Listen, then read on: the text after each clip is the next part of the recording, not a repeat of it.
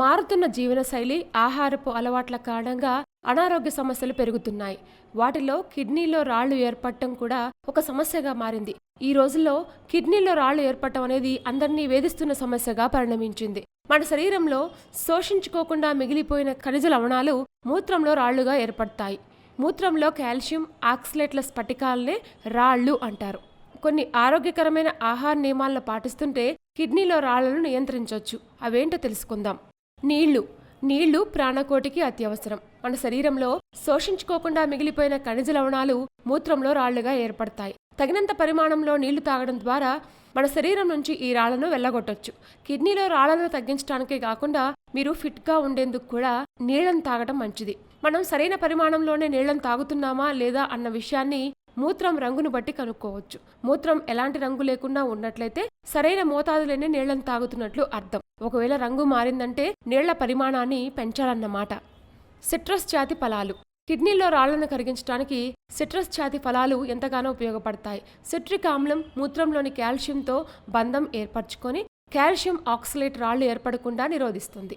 నిమ్మ వంటి సిట్రస్ పండ్లను రోజువారీ ఆహారంలో భాగంగా చేసుకోవడం ద్వారా కిడ్నీలో రాళ్లు ఏర్పడకుండా చూసుకోవచ్చు. ఆలుగడ్డల్లో కార్బోహైడ్రేట్ అధికంగా ఉంటాయి. ఈ కార్బోహైడ్రేట్లు అధికంగా ఉన్న ఆహార పదార్థాలను తింటే కిడ్నీలో రాళ్లు ఏర్పడవు. కాబట్టి పొటాటోస్ మన ఆహారంలో భాగంగా చేసుకుంటే కిడ్నీలో రాళ్లు చేరవు. ఉప్పును తగ్గించాలి.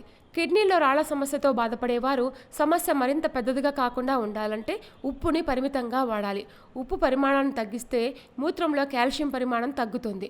దీనివల్ల మనకు అర్థమైన విషయం ఏంటంటే మూత్రంలో కాల్షియం పరిమాణం పెరిగితే ఆటోమేటిక్గా రాళ్లు ఏర్పడతాయి. ఫ్రక్టోజ్ ఉన్న పదార్థాలను తగ్గించాలి. మీ ఆహారంలో తగినంతగా కార్బోహైడ్రేట్లు ఉన్నట్లయితే ఫ్రక్టోజ్ పరిమాణాన్ని నియంత్రించాలి. ఫ్రక్టోజ్ ప్రకృతి సహజంగా లభించే మూలకం. ఫ్రక్టోజ్ ఉన్న పదార్థాలను అధికంగా తిన్నట్లయితే కిడ్నీలో రాళ్లు ఏర్పడే అవకాశాలు ఎక్కువ.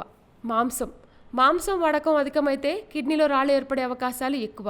ఎందుకంటే మాంసంలో జంతు ప్రోటీన్లు అధికంగా ఉంటాయి. కిడ్నీలో రాళ్లు ఏర్పడినా ఏర్పడకపోయినా జంతు ప్రోటీన్లను తక్కువగా తీసుకోవడం శరీరానికి మంచిది కాదు.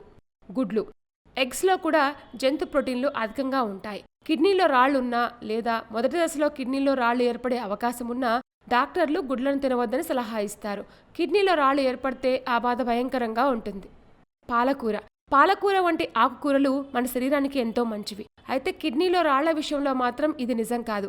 ఎందుకంటే వీటిలో కిడ్నీలో రాళ్లు ఏర్పడటానికి అవసరమైన ఆక్సలేట్ ఖనిజాలు ఉంటాయి. ఇవి రాళ్లను తగ్గించడం మాట నుంచి ఇంకా పెంచుతాయి. కాబట్టి కిడ్నీలో రాళ్లతో బాధపడేవారు పాలకూరకు దూరంగా ఉంటే మంచిది. ఇలాంటి మరిన్ని విశేషాల కోసం మా ఛానల్ని సబ్స్క్రైబ్ చేయండి.